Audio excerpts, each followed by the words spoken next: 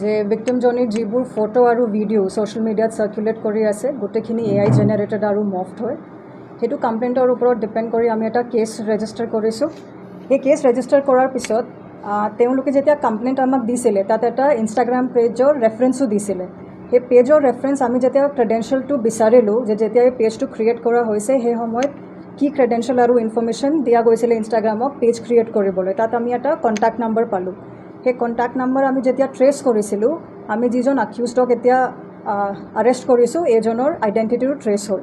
সেইটো ইনফৰ্মেশ্যনৰ ওপৰত ডিপেণ্ড কৰি আমি ভিক্টিমৰ লগত ক্ৰছ চেক কৰিলোঁ যে এজন নামৰ যিটো প্ৰতিম বৰা নামৰ একিউজড এতিয়া আৰেষ্ট হৈছে তেওঁক চিনি পায় নেকি। তেওঁ কনফাৰ্ম কৰিছে যে প্ৰতিম বৰা যিজন একিউজড আৰু ভিক্টিমজনী একেলগে পঢ়া, তেওঁৰ মানে তেনেকুৱা এটা পাষ্ট একুৱেণ্টেঞ্চ আছিলে।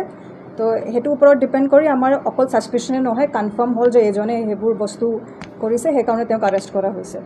তো যেতিয়া এটা ডিজিটেল ক্ৰাইম থাকে তাত মাল্টিপল লেয়াৰ্ছ থাকে আৰু মাল্টিপল এজেঞ্চিবোৰৰ পৰা ডেটাটো খোজা হ'ব। এই গোটেইখিনি যে তেওঁ কেইটামান ছফ্টৱেৰ ব্যৱহাৰ কৰিছে, AI ছাপ'জ ডিজায়াৰ এটা আছে, অ'পেন আৰ্ট আছে, মিড জাৰ্নি আছে, তেনেকুৱা কেইটামান AI ভিডিঅ' আৰু ফটোগ্ৰাফ জেনেৰেট কৰাৰ কাৰণে ছফ্টৱেৰবোৰ থাকে।